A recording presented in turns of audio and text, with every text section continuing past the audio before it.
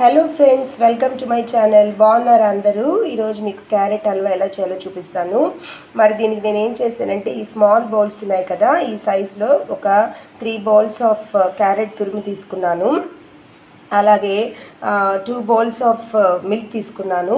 అలాగే 1 bowl of sugar తీసుకొని powder చేసుకున్నాను. అలాగే కొంత జీడిపప్పు పెట్టుకున్నాను. దీన్ని లైట్గా గీలో వేయించి మనం వాడుకోవచ్చు లాస్ట్లో. అలాగే ఒక 5 or 6 ఏలకలు తీసుకొని పొడి చేసి పెట్టుకున్నాను.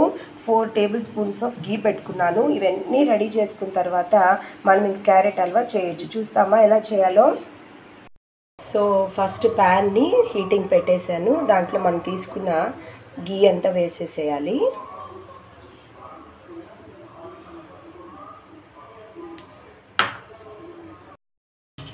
ఈ నెయ్యిలో మనం తీసుకున్న జీడిపప్పు అంతా తీసుకొని నీట్గా జీడిపప్పుని కొంచెం లైట్ బ్రౌన్ వచ్చేదాకా వేయించుకుంటాము. జీడిపప్పు లైట్గా బ్రౌన్గా అయిపోయిందండి. ఇంకా దీన్ని పక్కకు తీసేస్తాము. అలాగే మనం తీసుకున్న ఈ క్యారెట్ తురుమును కూడా ఈ నెయ్యిలో వేసి కాసేపు వేయించుకోవాలి.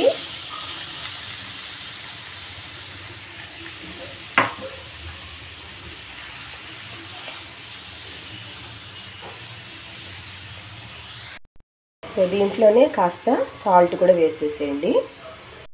నెక్స్ట్ మనం దీంట్లో తీసుకున్న పాలుని యాడ్ చేసేసుకుంటాము. ఓకే, ఇప్పుడు దీన్ని ఈ విధంగా నీట్గా మిక్స్ చేసేసుకొని బాగా ఉడకనివ్వాలి. కొంతసేపు పాలల్లో ఇలాగే కుక్ అవనిస్తాము. సో ఇంకా పొంగుతూ ఉంది. దీంట్లో మనం ఏం చేయాలంటే, మనం తీసుకున్న షుగర్ ఉంది కదా, అది వేసేస్తాము.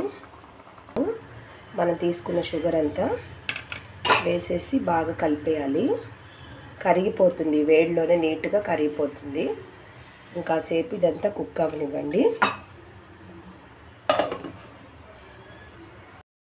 ఈ విధంగా బాగా చిక్కబడిపోయింది కదా క్యారెట్ హల్వా. ఇప్పుడు మనము నెయ్యి కూడా వేసేసి, దాంట్లో ఇందాక ఆల్రెడీ వేసాము, అయినా కూడా మళ్ళీ ఒకసారి నెయ్యి వేసేసి నీట్గా కలిపేసుకొని మనం తీసుకున్న ఎలాచీ పౌడర్, అలాగే మనం తీసుకున్న క్యాష్యూ నట్స్ ఇందాక నెయ్యిలో వేయించి పెట్టానని చెప్పాను కదా, అవన్నీ కూడా వేసేస్తాము. వేసేసి ఇట్లా నీట్గా మిక్స్ చేసేయాలి. So carrot halwa ready. చాలా బాగుంటుంది, చాలా టేస్టీగా ఉంటుంది. ట్రై చేయండి. సో అందరూ ఎంజాయ్ చేశారని అనుకుంటున్నాను. తప్పక చేసి ఈ టేస్ట్ చూడండి, హ్యాపీగా ఎంజాయ్ చేయండి. మరి don't forget to like, share and subscribe to my channel. Thank you very much for watching this recipe. Bye. Thank you so much.